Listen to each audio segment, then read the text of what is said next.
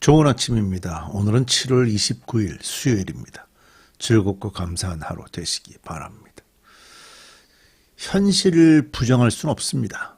하지만 현실 너머에 계시는 하나님, 그 하나님을 믿어야 합니다. 극히 강한 나라가 극히 잔인함으로 주변을 삼켰기 때문에 빈약했던 유다로서는 두려움에 떨 수밖에 없었습니다. 이사야서에 나타나는 전체적인 분위기는요, 요한계시록의 분위기하고 상당히 비슷합니다. 그 분위기는 지금 우리가 살고 있는 이 세상에서도 동일하죠. 최강의 힘을 가진 세상과 겨자씨만한 믿음, 또 거인 골리앗과 소년 다윗과 같은 세계를 지배하던 로마 황제와 지하로 숨은 카타콤의 성도들의 구도에서 그렇습니다. 세상은 우리의 존재를 멸시하고 까부르고 위협합니다. 우리의 눈이 거기에 머물러 있으면 두려움으로 꼼짝 못하고 사사들의 시대처럼 숨어서 미를 타작하고 소로로 다니고 기가 죽어서 항상 주눅든 것처럼 살아갈 수밖에 없습니다. 이제 하나님은 어떤 계획이 있는지 본문을 통해서 함께 살펴보십시다. 이사야 10장 20절입니다. 그날이 오면 이스라엘 가운데서 남은 사람들과 야곱 결의 가운데서 살아남은 사람들이 다시는 그들을 친자를 의뢰하지 않고 오직 이스라엘의 거룩하신 분인 주님만을 진심으로 의지할 것이다. 남은 사람들이 돌아올 것이다. 야곱의 자손 가운데서 남은 사람들이 전능하신 하나님께 돌아올 것이다. 이스라엘아, 내 백성이 바다의 모래처럼 많다고 하여도 그들 가운데서 오직 남은 사람들만이 돌아올 것이다. 너의 파멸이 공의로운 판결에 따라서 이미 결정되었다. 파멸이 이미 결정되었으니 주 곧 만군의 주께서 온 땅 안에서 심판을 강행하실 것이다. 7장에서 그 하나님은 이사야에게 아들 스알야숲을 데리고 아하스 왕을 만나라고 말씀하셨죠. 그때 그 아들의 이름이 스알야숲, 이 스알야숲은 심판과 희망의 메시지가 함께 들어있다라고 제가 말씀을 드린 적이 있는데요. 방금 읽은 20절에서 23절 말씀에서 다시 읽어보면 하나님은 남은 사람들을 돌아오게 심판을 하시고요.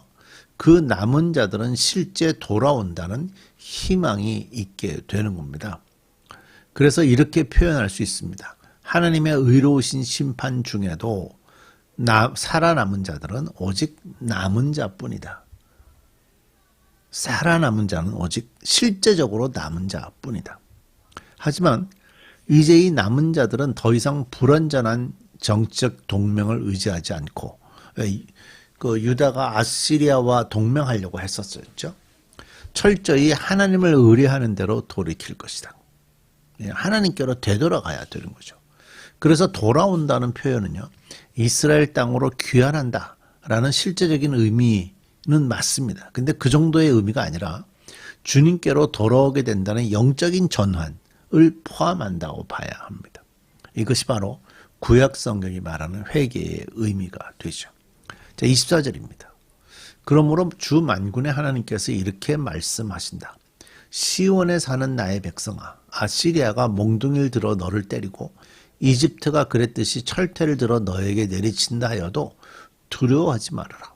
너에게는 머지않아 내가 분노를 풀겠으나 그들에게는 내가 분노를 풀지 않고 그들을 멸망시키겠다. 하나님께서 아시리아를 들어서 하나님의 백성인 유대 백성들에게 지금 분노를 쏟고 계시죠. 그러나 이제 유대 백성들을 향한 분노는 거두시고 징계를 거두시고 아시리아가 지금 교만하게 하나님의 마음을 넘어선 상태에서 하고 있기 때문에 그 아시리아를 향해서는 분노를 풀지 않고 그들을 멸망시키시겠다. 이렇게 말씀하시는 겁니다. 시온에 거주하는 하나님의 백성들에게 하나님께서 명하셨죠.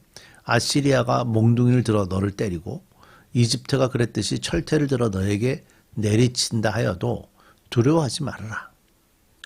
여호와께서 두려워하지 말라고 했던 이유는 몇 가지 있거든요. 첫째는 하나님께서 곧 분을 그치시기 때문이다. 그러니까 유다를 향한 하나님의 화나심, 의로운 분노, 그것을 곧 그치실 것이기 때문에 더 이상 이제는 두려워할 필요가 없다라고 말씀하시는 거고, 유다를 들어쓰시기로 결정하셨던 그 아시리아, 그 아시리아를 하나님의 진노로 멸하실 것이겠다. 아시리아는 우리가 어제 그제도 계속 봤지만 그들은 교만의 모습을 표현을 했죠. 자기들이 가지는 것이 최고라고 생각하고, 그리고 자기들의 강대국이 된 거는 자기들 그 왕 때문이라고 생각하고 뭐 이런 것들이 있었죠. 그래서 하나님이 하나님의 능력을 의지하지 않고 스스로가 잘났다고 생각하는 아시리아를 이제 곧 치시겠다고 말씀하시는 거고요. 그 다음에 아시리아의 무거운 짐과 멍에를 유다의 어깨와 목에서 벗어지게 하시겠다. 이제 뒷부분에 나와요. 그 다음에 여호와께서 아시리아의 그 가지를 꺾으시고 그 장대한 자가 찍힐 것이고 그 높은 자가 낮아질 것이고 배임을 당할 것이기 때문에 유다 백성들이 두려워할 이유가 없어요. 하나님께서 그들을 다 치실 것이기 때문인 거죠. 그래서 우리가 이 두려움이라는 것은 눈에 보이는 것 때문에 오는 것들인데, 눈에 보이는 것보다도 하나님께서 어떤 마음을 품고 계신가, 하나님께서 어떤 일을 하실 것인가, 거기를 들여다볼 때 우리는 두려움을 이겨낼 수가 있습니다. 자, 26절. 만군의 주께서 오렙 바위에서 미디안 사람을 치신 것 같이 채찍을 들어 아시리아를 치시며 또한 이집트에서 바다를 치신 것 같이 몽둥이를 들어서 그들을 치실 것이다. 뭐 사사기 또는 출애굽기 이런 부분들을 이렇게 예를 들면서 설명하고 있죠. 그날이 오면 주께서 아시리아가 지워준 무거운 짐을 너의 어깨에서 벗기시고 아시리아의 멍에를 너의 목에서 벗기실 것이다. 내가 살이 쪄서 멍에가 부러질 것이다. 이렇기 때문에 두려워하지 말라라고 말씀하시는 거죠. 28절. 아시리아 왕이 이제 아시리아가 이제 쳐들어옵니다. 쳐들어온다는 소문을 듣고 실제로 경험을 하게 되는데 28절 보세요. 아시리아 왕이 리몬에서부터 올라가서 그가 아야스로 들어갔다. 미그론을 지나서 믹마스에다가 그의 군수품을 보관하였다. 험한 길을 지나서 게바에서 하룻밤을 묵겠다고 하니 라마 사람들은 떨고 사울의 고향 기브아 사람들은 도망하였다. 자, 지역적으로 아시리아 지역에서 계속해서 남동쪽으로 이렇게 내려오면서 예루살렘으로 공격해오는 과정을 설명하고 있죠. 딸 갈리마 큰 소리로 외쳐라. 라이사야 귀를 기울여라. 가련한 아나도사 대답하여라. 만메나 사람이 도망친다. 게빔 주민이 그 뒤를 따른다. 바로 그날 벌써 적들이 높 마을에 들어왔다. 딸 시온산에서 예루살렘 성 안에서 예루살렘 성 안에서 주먹을 휘두른다. 그러나 주 곧 만군의 주께서 그들을 나무까지 치시듯 요란하게 치실 것이니 큰 나무들이 찍히고 우뚝 솟은 나무들이 쓰러지듯이 그들이 그렇게 쓰러질 것이다. 빽빽한 삼림의 나무를 도끼로 찍듯이 그들을 찍으실 것이다. 레바논이 전능하신 분 앞에서 쓰러질 것이다. 자, 이 메시지는요, 아시리아도 역시 하나님의 통제 아래에 있기 때문에 하나님을 의뢰해야 된다고 이제 호소하시는 그런 내용입니다. 곧 믿음으로 돌아오라고 하나님께서 말씀하시는 거고요. 사사기 6장에 나오는 기사인 그 오렙 바위에서 미디안 사람들을 치신 것처럼 아시리아를 치시겠다고 말씀하시고, 이집트에서 바다를 치셔서 모든 이집트 군인들이 바다에 빠져 죽는 것처럼 하신다고 하나님 말씀하시는 겁니다. 그날이 오면 하나님은 아시리아가 지워준 멍에를 벗기실 것이고 심지어 하나님의 백성들이 살이 쪄서 어깨에 씌워졌던 멍에가 부러질 것이다 라고 약속합니다.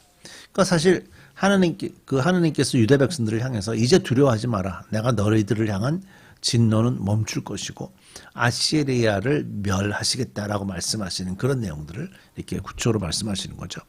하지만 28절부터 나오는 내용은요, 이제 아시리아가 예루살렘으로 공격해 올 것인데 주변 지역을 어떻게 활용하여 진격해 올 것인지를 아주 구체적으로 말씀하고 있어요. 어느덧 높 마을까지 왔다고 그러죠. 이 높 마을은 예루살렘 북쪽에 위치한 좀 높은 산입니다.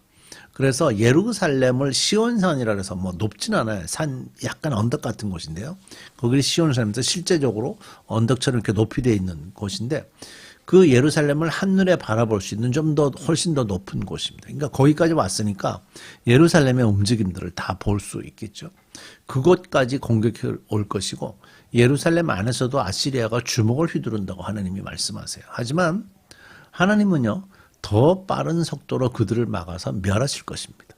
하나님은 그들을 나뭇가지를 치시듯 막으실 것이고 큰 나무나 우뚝 솟은 나무들이 쓰러질 것이고 나무가 지금도 무성한 것으로 알려지는 레바논이 하나님 앞에서 쓰러질 것이라고 말씀하십니다.